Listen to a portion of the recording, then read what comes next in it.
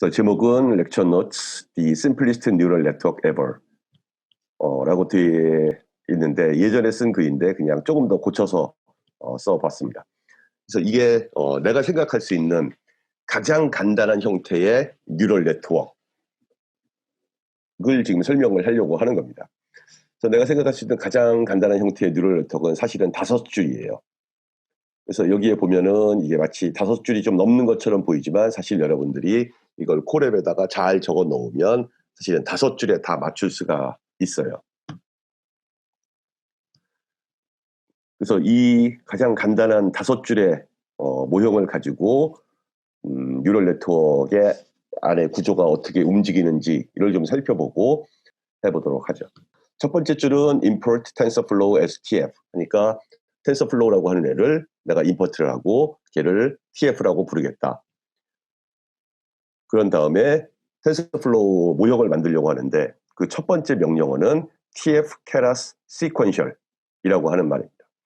지난번에도 이야기를 했지만 keras 모형은 사실은 두 가지 종류가 있는데 하나가 sequential 또 하나가 functional이라고 하는 애가 있는데 sequential이 훨씬 더 쉬우니까 이 sequential을 가지고 해보도록 하겠습니다. 여기는 모형을 가지고 콜앱에 가볼게요. 그래서 일단 콜앱에 가서 새로운 콜앱을 띄우고 그 다음에 connect를 누르면 구글에서 우리한테 일정한 정도를 우리한테 할당을 해주겠죠. 그래서 connect가 됐습니다. 그래서 일단 import TensorFlow as TF 하고 얘를 실행시키려면 Shift 키를 누른 상태에서 Enter 를 누르면 아무 말이 안 나오면 잘 된 겁니다. 그래서 이 TensorFlow의 버전을 보기 위해서 쓸 수 있는 tf.__ 버전 그리고 다시 __. 그 다음에 얘를 실행시켜 보면은 버전이 2.2.0이 TensorFlow 버전인 거를 알 수가 있습니다. 자, 이렇게 되면 이제 일단 TensorFlow는 임포트가 됐고 그 다음에 할 게 뭐냐면은 모델을 만들고 그 모델의 이름을 my 모델이라고 하겠습니다. 그래서 my 모델 tf. 그래서 이걸 여러분들도 이렇게 조금 치다 보면은 항상 나한테 서제스션을 주게 돼 있어요. 그래서 맞다고 생각하면은 그 상태에서 탭 키를 누르면 제가 그냥 스스로 채워집니다. 그래서 tf keras 그 다음에 모형을 만들어야 되니까 sequential. 여기서 sequential이 대문자 S로 시작을 해야 됩니다. 그래서 sequential 누르고 괄호 열고 괄호 닫고. 그래서 얘 사실은 sequential이라고 하는 모델을 만들기 위해서 내가 하는 인데 이 sequential 안에다가 뭘 넣을 거냐면은 하나의 인풋만 받을 수가 있어요. 그런데 그 하나의 인풋이 근데 우리가 나중에는 이제 레이어를 여러 개 만들 거기 때문에 레이어가 여러 개 있지만 그게 사실은 리스트로 묶여 있으면 케라스 입장에서는 단지 하나의 인풋만 받는 것처럼 보입니다. 그래서 리스트를 이 안에다가 넣을 겁니다. 엔터를 치고 다음 줄로 넘어간 다음에 여기다가 이제 뭐라고 쓸 거냐면은 tf keras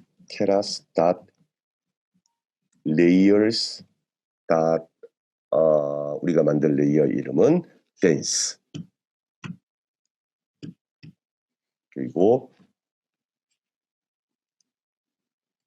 dense이고 괄호 열고 괄호 닫고 그러면서 다시 가서 렉처 노트를 보면은 dense 안에 지금 두 가지 인풋이 되어 있는데 하나는 그냥 1, 그 다음에 또 하나는 input shape 그리고 리스트 안에 1. 이 무엇을 하는 건가를 이제 한 번씩 살펴보면 일단 1, 그 다음에 input shape equal 그 다음에 리스트로 1. 자, 그러면 이 모형을 보면 기본적으로 tf-keras sequential이라고 하는 함수를 하나 부르고 그 다음에 그 tf-keras sequential 안에 단지 하나의 리스트가 지금 들어가 있는 겁니다. 그리고 그 하나의 리스트 안에 첫 번째 엘리멘트 지금은 하나밖에 엘리먼트가 없지만 걔가 하필이면 tf keras layers dense 그다음에 1, 그다음에 input shape 리스트 안에 1. 그래서 얘를 실행을 시키면 다행히도 아무 에러가 발생하지 않습니다. 따라서 잘 돌아갔다는 얘기예요. 자, 내가 지금 만든 이 케라스 레이어가 무슨 모양을 하고 있는지를 보는 방법은 내가 만든 모델의 이름을 쓰고 so my model dot summary라고 하는 명령어가 있습니다.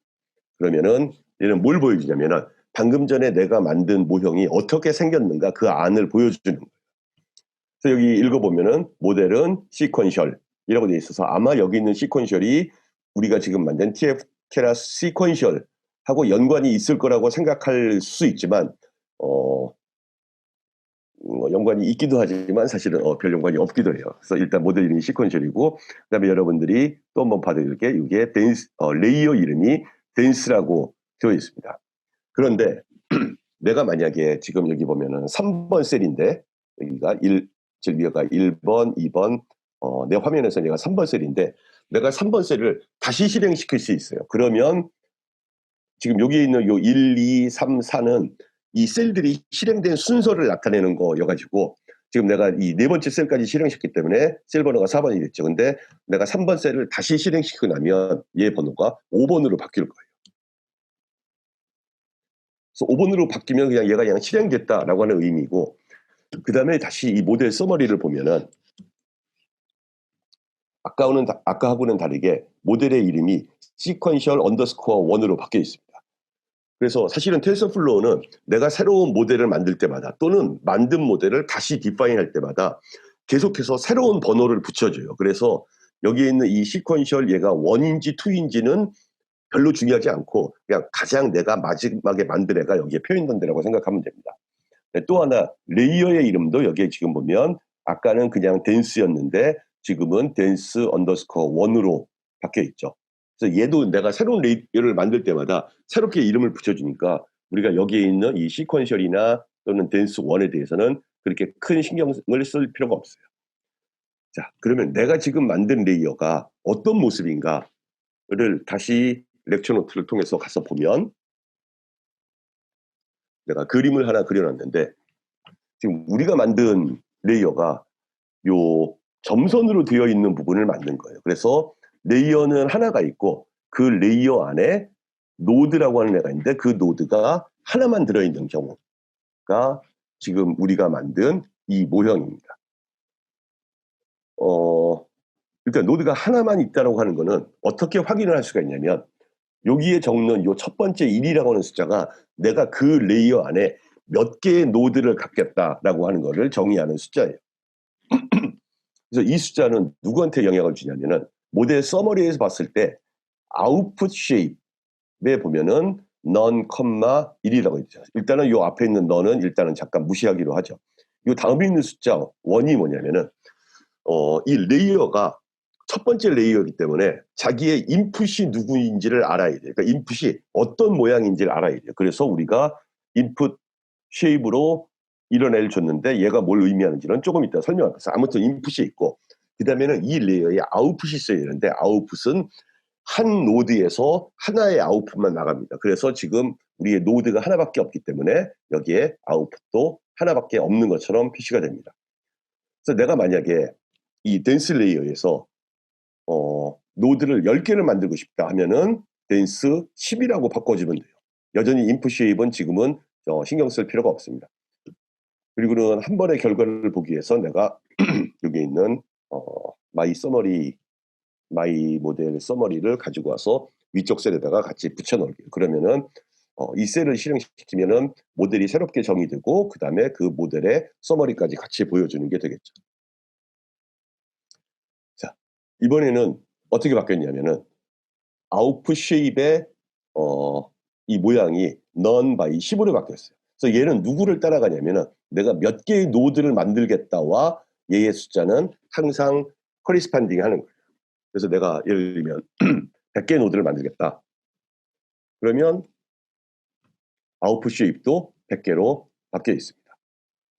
자, 이게 내가 몇 개의 노드를 만들겠다와 이 아웃풋 쉐입과의 관계고 자, 이번에는 이 input shape이라고 하는 게 어떤 영향을 주는지를 한번 생각해 보기 위해서 문제를 원래 상태로 다시 돌릴게요. 그래서 노드가 하나밖에 없는 경우로 들리고, 이번에는 이 input shape의 모양을 이해하기 위해서 여러분들이 봐야 할 건 뭐냐면은 여기에 있는 number of parameters가 지금 여기 2로 돼 있죠. 그 다음에 아래쪽에 보면 토탈 파라미터도 2라고 돼 있고, 그 다음에 트레이너블 파라미터도 2라고 돼 있고, 그 다음에 넌 트레이너블 파라미터는 0이라고 돼 있고. 그래서 일단은 요 레이어에 있는 파라미터 개수하고 여기에 있는 인풋 쉐입하고 어떤 관계가 있는가라고 하는 것을 살펴보기 위해서 다시 렉처 노트의 아래로 내려가 보면, 예, 여기 이제 애니메이션이 하나 있는데, 실제로 아직 우리는 X하고 Y를 사실 정하지는 않았는데, 지금 여기서 input shape이 1이다라고 하는 얘기는 지금 노드가 하나밖에 없죠. 요 X하고 Y에서 요 첫 번째 숫자, 그리고 Y에서는 마지막 숫자, 그리고 그 안에 뭐가 적혀 있냐면 이렇게 생긴 애가 적혀 있는 거예요. 그래서 웨이트 곱하기 누구 더하기 b, 이게 그 노드 안에 있는 모양인 겁니다. 노드 안에 있는 그 수식의 모양이. 그래서 지금 여기는 dense2로 바꿨으면 dense2는 뭘 의미하냐면 노드가 두 개가 있는데 각각의 노드 안에 아까 봤던 애들의 모양이 다시 들어있는 거죠. 여기까지만 보고 일단 가서 얘를 이제 생각을 해보면, 여기에 input shape이 1이다라고 하는 얘기는 어떻게 생각하면 되냐면은 나의 independent variable의 개수가 하나다라고 생각을 하면 돼요. 그리고는 independent variable의 개수가 하나인데 그 하나가 들어온 다음에는 항상 뭘 만드냐면은 그 하나의 인풋에 대해서 리니어한 식을 만드는 거예요. 그래서 리니어한 식이라고 하면은 1차 함수의 식을 의미하는 거기 때문에 ax 플러스 b의 모양이죠. 근데 여기서는 a, b 이렇게 쓰지 않고 weight라고 하는 의미에서 w, 그다음에 bias라고 하는 의미에서 b라고 씁니다. 그래서 wx 플러스 b. 그래서 x는 이제 우리가 줄 인풋이고, 여기서 지금 보면 셀이 하나밖에 없는 데는 w도 모르고 b도 모르고, 그래서 파라미터의 개수가 두 개가 되는 겁니다. 자, 그러면은 내가 만약에 덴스 레이어에서 노드의 개수를 두 개로 바꾸면 그러면 파라미터의 개수는 몇 개가 될까? 자, 다시 생각하면 노드가 두 개가 있는데 그 각각의 노드 안에 wx 플러스 b, 이쪽에도 또 다른 w, 그리고 x는 물론 똑같겠지만 wx 플러스 b 해서 얘를 실행을 시켜보면 파라미터의 개수가 4개로 바뀌어 있다는 걸 알 수가 있을 겁니다. 그죠? 그래서 이제부터는 일단은 계산은 되게 심플해요. 그래서 내가 만약에 노드의 개수를 100개로 바꿨다라고 하면은 파라미터의 개수는 노드 하나당 일단 2개씩 들어가 있기 때문에, 그리고 그런 애가 100개가 있으니까 200개가 파라미터의 개수가 되겠죠. 자, 이번에는 인풋 쉐입의 모양을 바꿔볼게요. 인풋 쉐입의 모양이 2이다라고 하는 얘기 뭐냐면은 인디펜던트 베리어블이 두 개가 있다라고 하는 의미입니다. 그래서 예를 들면 뭐 인디펜던트 베리어블이 두 개가 있고 뭐 y가 하나 있는 경우 뭐 흔히 있으니까, 그래서 얘가 두 개가 있으면 그다음에 각각한테 웨이트를 줘야 되기 때문에 아까는 그냥 wx 플러스 b라고 불렀지만 이제는 w1x1 플러스 w2x2 플러스 b라고 해서 웨이트가 두 개가 있고 그 다음에 파라미터가 하나가 있어서 전부 다 해서 세 개가 될 거예요.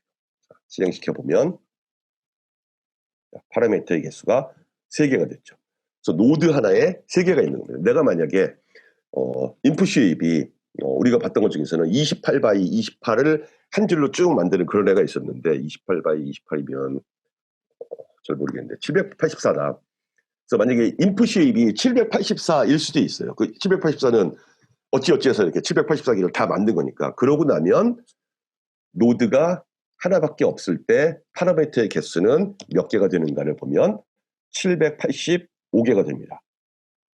그죠? 왜냐면은 x가 x1부터 x784까지 있어 각각 w1, w2 하면서 w들이 하나씩 쭉 붙고 제일 마지막에 바이어스가 하나 붙기 때문에 그 자기의 개수 플러스 1이 되는 거죠. 784는 이렇고, 자, 그럼 인풋 파라미터의 개수가, 자, 인풋 파라미터의 개수가 784인데 이번에는 노드가 128개가 있다라고 하면은 파라미터의 개수는 10만 개가 넘어가죠. 그래서 이 10만 380은 785 곱하기 128일 거예요. 예, 그러면은 이 숫자가 나올 겁니다. 이게 기본적으로 네트워크의 모양이에요. 그래서 이걸 가지고 이제 뭔가 해보기 위해서 일단 다시 원래 상태로 1로 돌리고 이걸 실행하고, 그 다음에 웹노트에 다시 가서 보면은 우리가 봤던 코드에서 지금 이제 두 번째 줄까지 한 겁니다. 자, 세 번째 줄 myModel.compile 그 다음에 loss optimizer. 지금까지 우리가 만든 거는 그냥 레이어만 만들었을 뿐이에요. 근데 결국 우리가 하려고 하는 건 뭐냐면은 그 레이어에서 만들어지는 그 다음에 거기서 만들어지는 아웃풋이 우리의 실제 아웃풋하고 될 수 있으면 가깝게 만들어야 돼요. 그래서 이 레이어로부터 만들어지는 아웃풋과 내 모델로 만들어지는 아웃풋과 실제 우리의 아웃풋이 얼마나 가까운가를 측정할 수 있는 방법이 있어야 되는데 그것을 로스라고 부릅니다.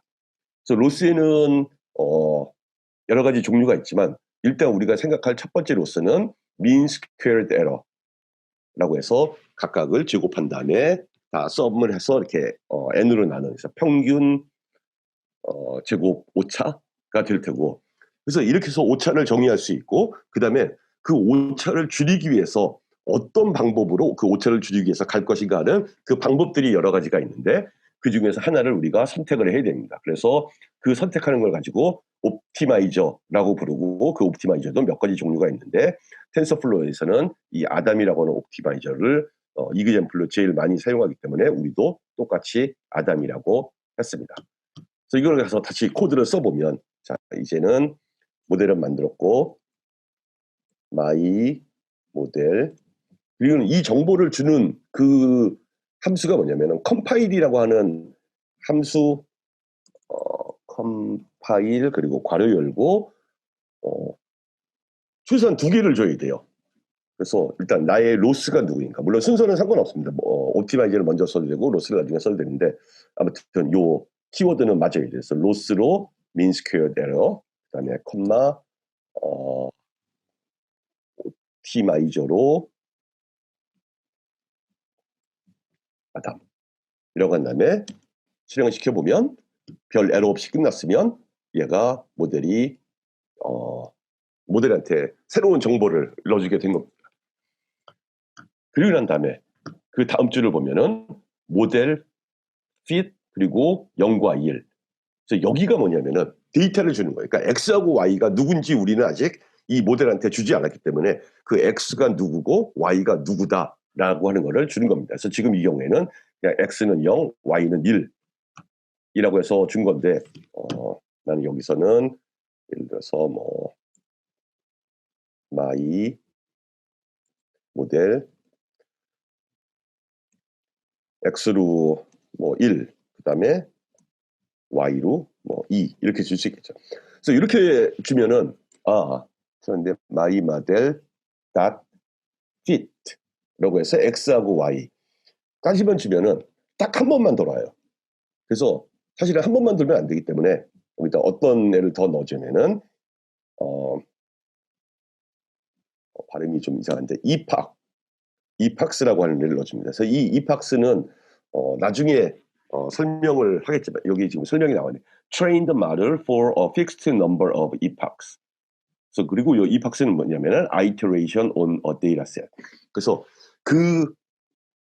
우리가 이제 어떤 데이터셋을 얘기할 텐데 그 데이터셋을 한번 다 사용하면 그걸 가지고 원 epoch이라고 이야기를 하는 겁니다. 그래서 그거를 예를 들면 100번 사용해라. 그래서 epoch을 예를 들면 100번 해서 돌리면 뭔가가 막 돌아가죠. 그러면서 이게 100번 돌아가는 결과가 지금 나오는 겁니다.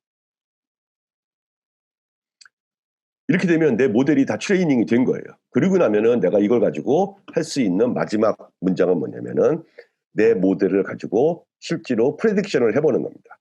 그래서 프레딕션을 하기 위해서 우리가 쓸 수 있는 말은 predict하고, predict에서는 x만 주면 되죠. x 값만, 새로운 값, 뭐 똑같은 값을 줬지만 새로운 x 값을 줬을 때 걔가 y를 얼마나 잘 predict 해내는가.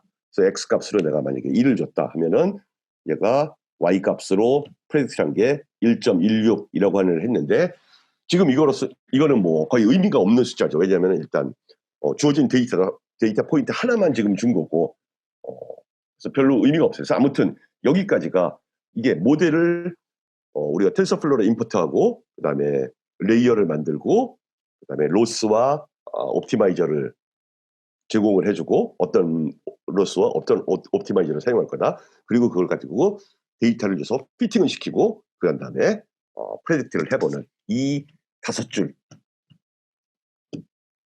이게 내가 생각할 수 있는 가장 심플한 텐서플로우 모형이에요.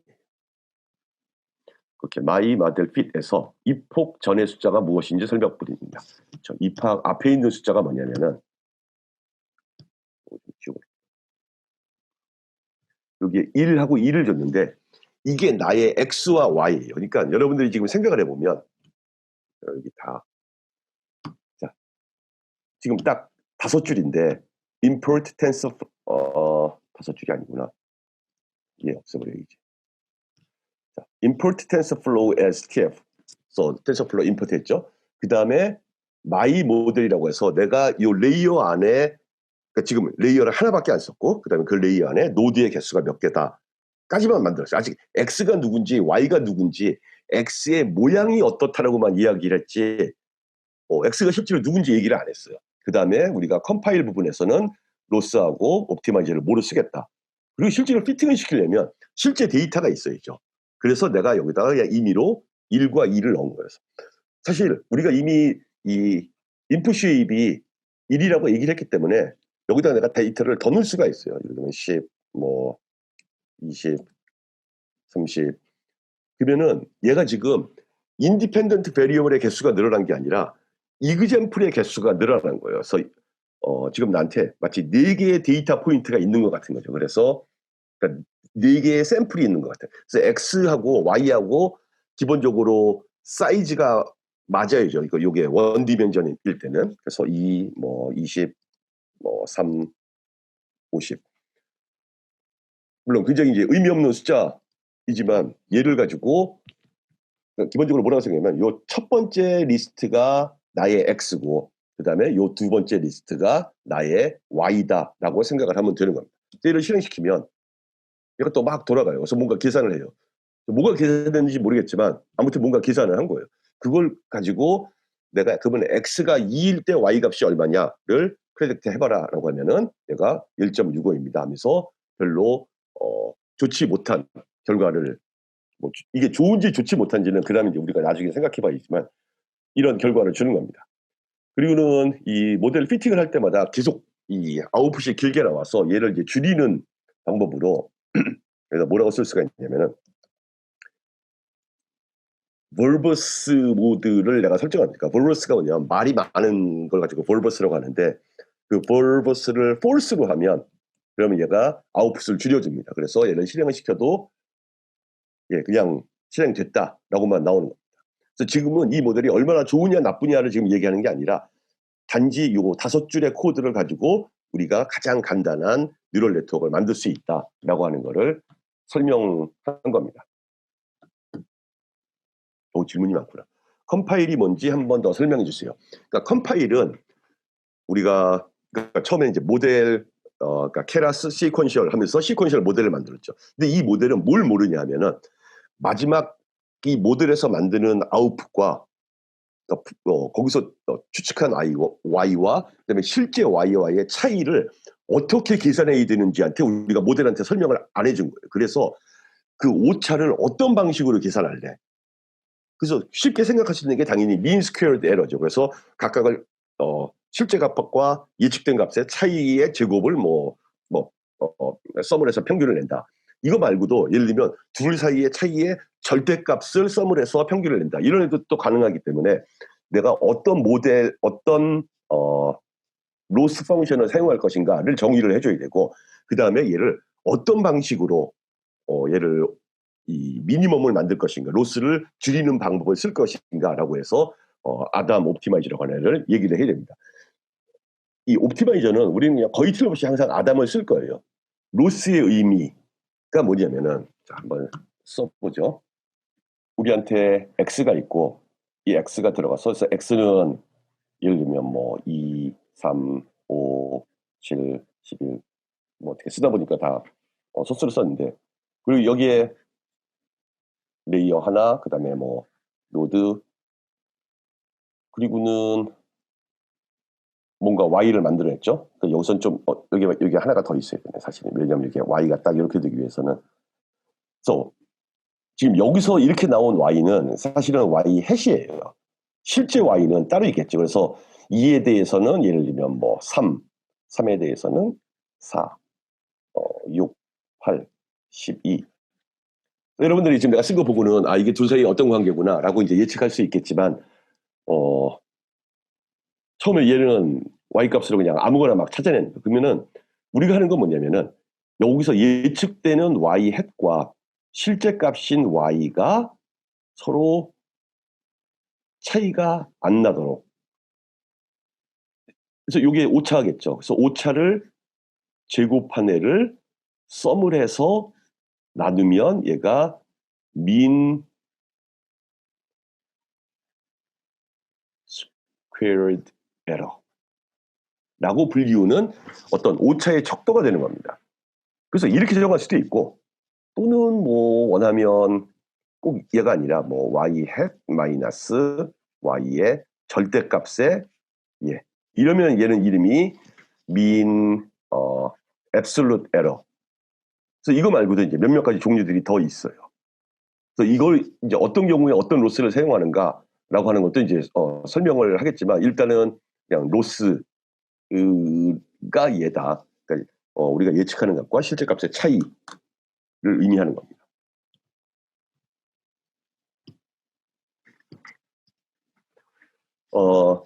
나하고 코드가 똑같은데 값이 다르게 나오는 게 정상입니다. 왜냐하면은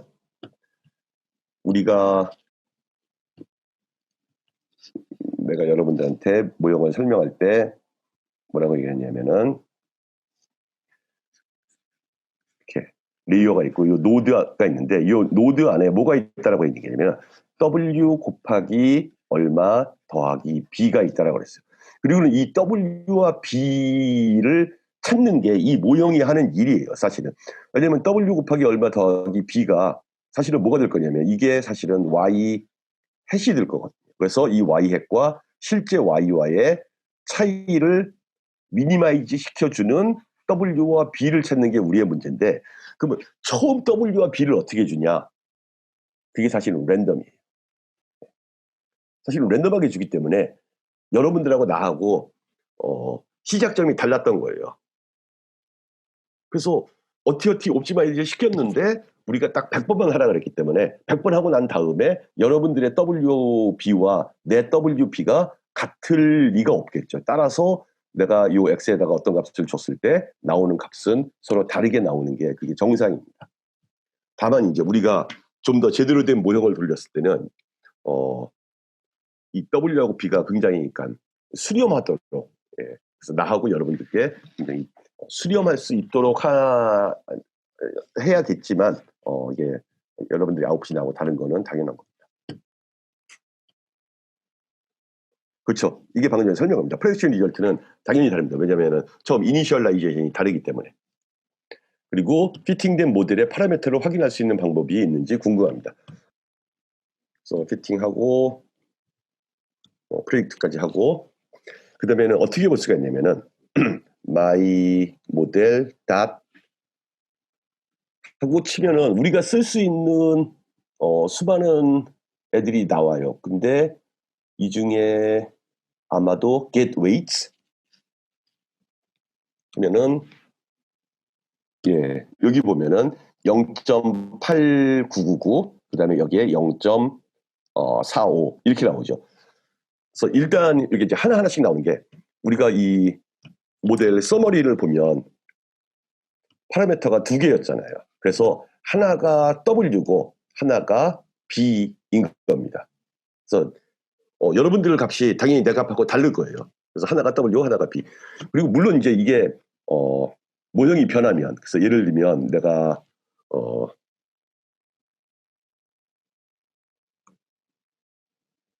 여기를 10개짜리로 만들었다. 그럼 약간 설명하기가 좀 복잡해지긴 하지만 내가 지금 보여주는 거는 이 웨이트가 달라진다는 걸 보여주기 위해서 지금 이거 하는 겁니다.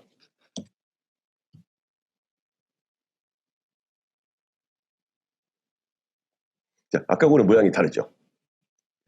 그래서 이 첫 번째 있는 애가 다 W고 이 두 번째 있는 애가 다 B에 해당하는. 왜냐하면 우리는 노드가 지금 10개가 있으니까 그 각각의 W와 B가 있어서 그거를 다 여기서 웨이트로 보여주는 겁니다. 이게 파라미터를 확인할 수 있는 방법이고, 그 다음에 Y셋과 X셋의 리스트는 순서대로 1대1 대응인가요? 기본적으로 지금 우리가 한 이 심플한 케이스에서는 1대1 대응이어야 돼요. 그렇죠? 마지막 결과가 나하고 달라도 괜찮습니다. 그다음 민스퀘어를 구할 때 분모는 자유도 때문에 n-2로 나눠줘야 되지 않을까요? 그렇죠. 이제 이런 게 좋은 질문인데 이런 거를 텐서플로우가 그 사람들이 다 고민을 했어요. 그래서 우리는 그런 거 고민 안 해도 돼요. 그냥 나는 민스퀘어로 쓰겠다. 그래서 이거를 n-2로 나눌지 뭐 아니면은 파라미터 개수를 뭐 조정을 해서 했는지 그거는 텐서플로우 만드는 사람들이 고민을 해놨기 때문에 우리는 그냥 얘를 사용하면 된다. 그렇죠. 이 W와 B의 초기 값을 여러분하고 나하고 똑같이 맞춰주면은 프레딕션 리절트가 당연히 똑같이 나옵니다. 예. 그래서 이 W하고 B의 초기 값을 사실은 세팅을 할 수가 있어요. 근데 굳이 얘를 지금 초기 값을 세팅하는 게 중요한 얘기가 아니기 때문에 물론 이제 어떤 종류의 문제에서는 W하고 B를 어떻게 초기 값을 주느냐에 따라서 뭐 그 결과가 다르다 뭐 이런 것도 있지만 아직 우리 수준에서는 그냥 처음에는 그냥 랜덤으로 시작한다라고 설명을 하는 게 좋을 것 같습니다. 그렇죠. 아이테레이션을 진행해 가면서 이폭수만큼 반복적으로 W와 B를 랜덤하게 대입해서 오케이. 아이테레이션을 진행해 가면서 이폭스만큼 돌아가는 건 맞는데 그때마다 W하고 B를 아무거나 집어넣어서 얘를 맞추는 게 아니라 W하고 B를 찾는데 어떻게 찾냐면은 이 로스가 미니마이즈 되는 방향으로 움직이면서 W하고 B를 찾는 거예요. 그래서 로스가 미니마이즈 되는 방향으로 W와 B를 움직인다라는 얘기를 만약에 그림으로 설명한다고 하면 여러분들이 우리가 맨날 하는 이제 미니마이징 펑션은 이런 거잖아요. 그래서 여기에서 어느 방향인가를 찾는 거예요. 그래서 누구를 푸는 거냐면은 y hat 마이너스 y의 제곱. 자, 여기 서메이션 있지만 일단 서메이션 무시할게요. 근데 이 y hat이 누구냐 하면 wx 플러스 b잖아요. 이거 마이너스 y의 제곱. 이거를 미니마이즈 하는 방향으로 가려면 나는 얘를 미니마이즈 하려고 하는데 얘를 미니마이즈 하려면 지금 바꿀 수 있는 애가 이 W나 B를 바꿀 수가 있어요.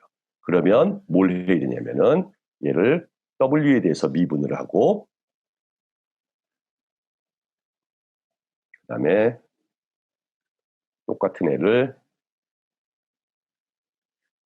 B에 대해서 미분하고 그래서 이 미분한 값을 0으로 만드는 방향으로 나가면 되죠. 그럼 우리가 이 미분을 해야 되냐? 이 미분을 하기 싫으니까 그거를 아담한테 맡기는 겁니다. 그러면 이 아담이 알아서 미분도 해주고 그 다음에 이 W하고 B를 어느 방향으로 보내야 되는지를 찾아서 얘가 막 왔다 갔다 하다가 미니멈 값을 찾으면 좋은데 거기가 미니멈인지 아닌지 사실 모르기 때문에 횟수를 지정을 한 거예요. 그냥 100번을 움직여라. 그래서 100번을 움직였을 때 미니멈에 갈 수도 있지만 안 갈 수도 있어요. 이런 게 이제 항상 문제가 되는 거죠.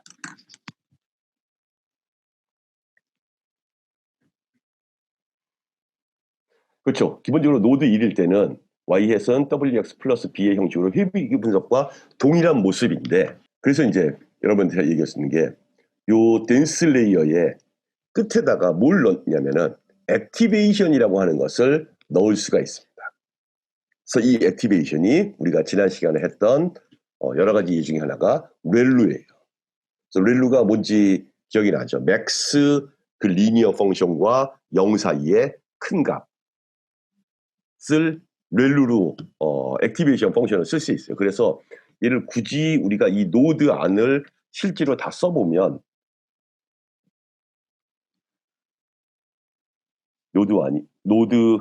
하나의 노드 안이 내가 액티베이션 펑션으로 맥스를 썼을 때는 사실은 뭐냐면 맥스 wx 플러스 b, 0.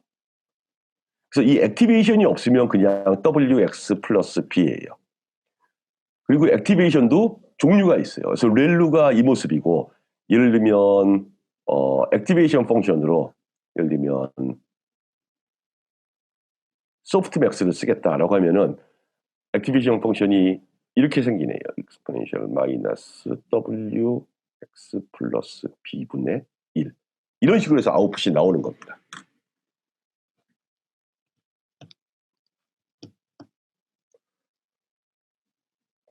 자, 노드 개수가 2개이면 프레딕션 값이 2개가 나오는 건 왜인가요? 왜냐하면 마지막 노드가 어떻게 생겼냐면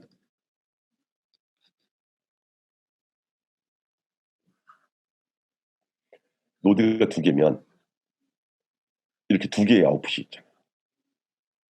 그래서 실제로 리그레션을 하려면은 앞에 노드가 몇 개가 있든지, 사실은 제일 마지막 노드는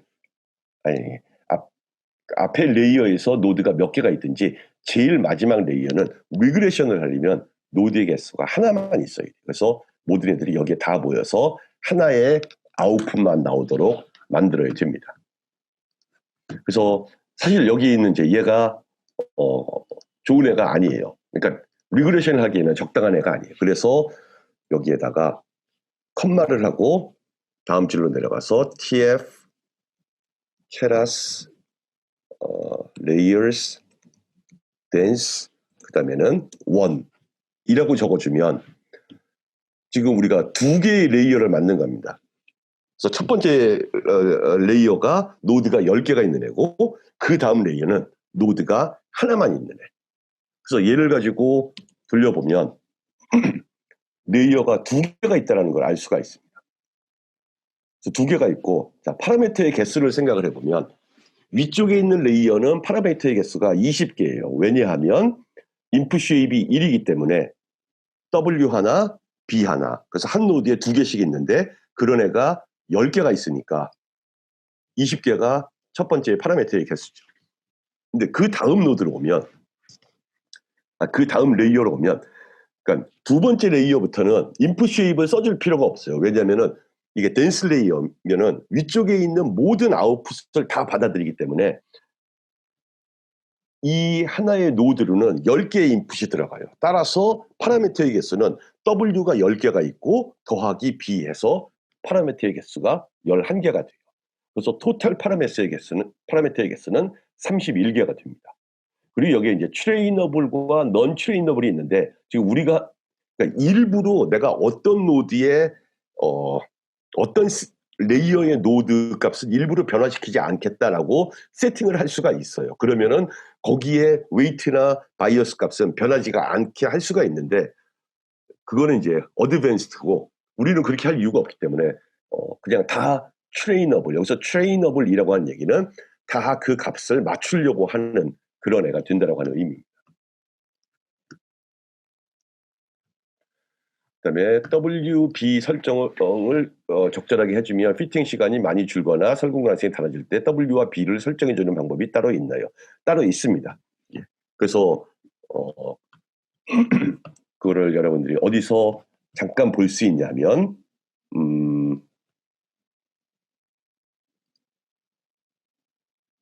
요 덴스 레이어에 대한 설명이 나오는데, 여기 보면 뭐 유닛이 몇 개의 노드를 갖겠다라는 거고, 액티베이션은 지금 none으로 돼 있어요. 그러니까 아무것도 안 적으면은 액티베이션이 없는 거예요. 근데 지금 여기서는 액티베이션을 우리가 렐루를 해줬죠. 그다음에 use bias true. 그러니까 플러스 b가 있는 모형으로 쓸 거냐 아니냐. 그래서 true니까 플러스 b가 있는 모형이고. 그다음에 여기에 있는 이제 커널 이니셜라이저가 뭐냐면 이 커널이 웨이트예요. 이게 웨이트. 그래서 이 웨이트를 어떻게 이니셜라이즈 시킬 건가로 여기에 지금 보면은 뭐 글로렛 유니폼이라고 하는 방법을 쓰겠다. 근데 이것도 이제 여러 가지 방법이 있는 겁니다. 그래서 지금 여기서는 그냥 주어진 예를 쓴 거죠. 그리고 바이어스 이니셜라이저는 그냥 제로로 넣겠다. 근데 얘도 사실은 다른 방법이 있는 거고. 그래서 얘를 바꿔주면 여기에 있는 이 커널 이니셜라이저, 그다음에 바이어스 이니셜라이저를 바꾸어주면 그러면은 이니셜라이저로 그러니까 또는 내가 원하면 이니셜 밸류로 어떤 특정한 값만을 그냥 지정하겠다. 그러니까 난 무조건 다 모든 웨이트는 1에서 시작하겠다. 그리고 바이어스는 무조건 3에서 시작하겠다. 그렇게 설정을 할 수도 있어요. 근데 그런 걸 이제 그런 걸 고민하는 사람들이 이 텐서플로우를 만들면서 고민을 하는 겁니다. 그다음에 옵티마이제이션에서 로컬 미니멈에서 끝났는지 글로벌 미니멈에서 끝났는지 어떻게 확인할 수 있나요? 기준 오차보다 하면 이거를 확인을 못 해요. 그래서 어려운 거예요. 그래서 사람들이 여러 가지 그래피컬한 방법으로 그러니까 우리가 이 아이터레이션의 횟수를 늘리면 늘릴수록 로스가 줄어들 거라고 하는 건 기대를 할 수가 있죠. 근데 얼마만큼 많이 가야만 이게 실제로 로컬 미니멈인지 아니면 글로벌 미니멈인지 구분 못합니다. 입학을 여러 번 돌리면 그중에서 특정 값을 선택하는 거예요? 아니면 평균을 내는 건가요? 그러니까 입학을 진행하면 진행할수록 이 W와 B가 점점 로스를 줄이는 방향으로 가 있을 거예요. 그래서 한번 입학이 끝났으면 걔의 로스를 따로 저장을 해놔요. 그리고는 그 다음 로스는 더 작기를 기대하고 해서 우리가 보는 거는 제일 마지막 입학의 결과를 보는 겁니다. 저 레이어가 2개 이상이면 T층의 레이어의 초기 파라미터는 T-1층의 결과값의 파라미터를 사용하는 건가요? 아닙니다. 이게 아니라는 얘기가 뭐냐면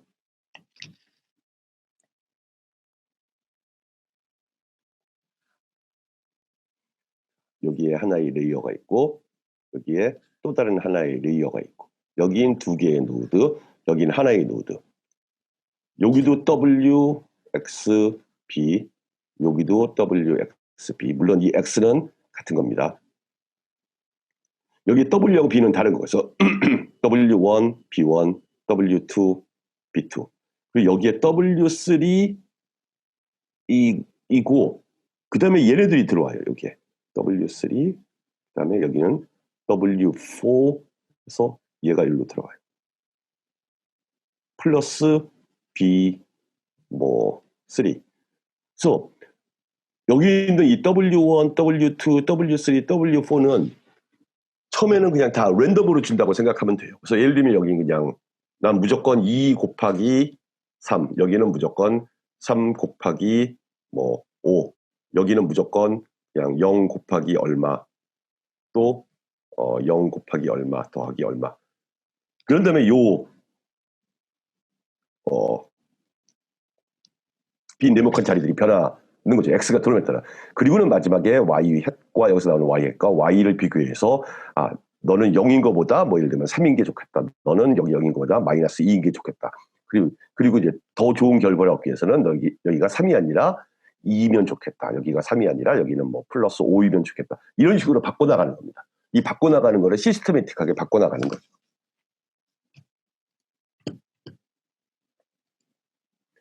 그 다음에 질문이 그렇다면 한 층의 아이터레이션 횟수를 여러 번으로 증가시키는 것과는 어떤 차이가 있나요?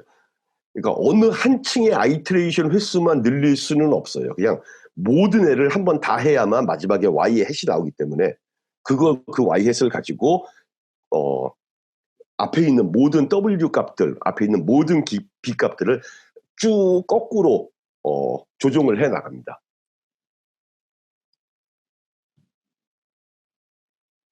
한 레이어에서 노드가 여러 개면 마지막 레이어의 노드에서는 각 노드에서 나온 파라미터들의 값을 방금 전에 얘기했듯이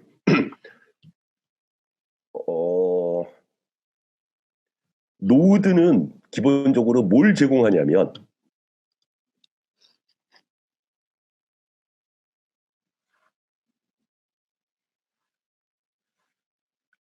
여기서는 숫자가 하나씩만 나와요. 노드에서는. 왜냐면 여기에 이미 W 모 더하기 B, 여기도 W 모 더하기 B. 그래서 파라미터는 얘네들을 의미하는 거고, 이게 정해짐에 따라서 여기 숫자가 하나씩 나와요. 그래서 이 숫자가 다시 그 다음 노드로 들어가면서 여기에 또 다른 W, 또 다른 W, 왜냐면 이게 두 개니까. 그다음에 여기다가 B. 그래서 얘도 하나의 숫자가 돼서 나오고.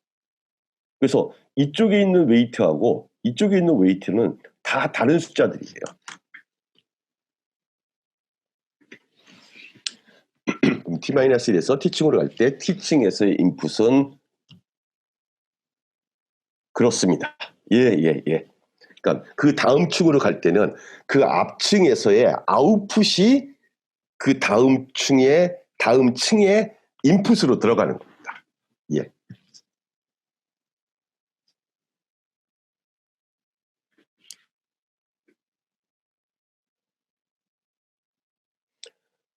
T층에서 모수가 T-1층의 노드 수만큼 생기는 이유. 노드 수가 이렇게 생기는 건 아니고, 자, 다시 아까 앞으로 들어가 보면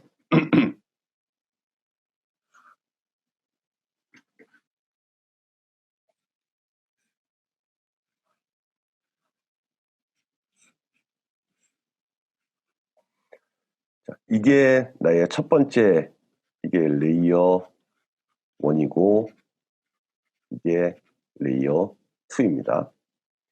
우리가 여기서 지금 가정할 건 뭐냐면은 인풋 쉐입은 1이라고 할 겁니다. 그래서 이게 하나의 x라고 하는 숫자가 있으면 얘가 덴스 레이어다라고 불리우는 이유는 덴스 레이어는 자기 위에 있는 모든 노드로부터 인풋을 받는다. 근데 덴스 레이어는 각각의 노드가 자기 위에 있는 모든 노드로부터 인풋을 받는다는데 여기 노드가 하나밖에 없는 것처럼 보이기 때문에 이렇게 받죠. 얘도 덴스 레이어예요. 덴스 레이어는 나의 모든 노드가 위에 있는 모든 애들로부터 다 인풋을 받는 걸 여기서 받고 여기서 받아요. 그래서 얘 입장에서 보면 인풋이 두 개예요.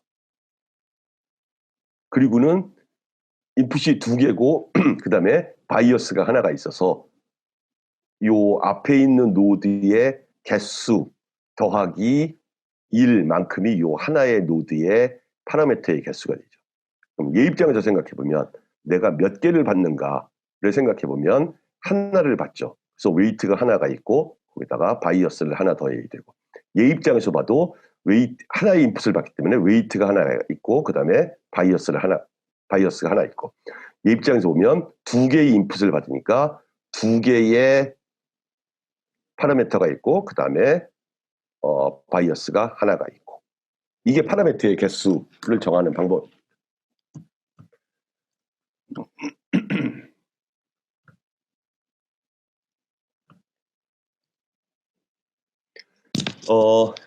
일초원에 상응하지 않는 모델인데 그 모델을 어떻게 해석해야 되나요? 그러니까 이런 모델을 만들면 안 됩니다.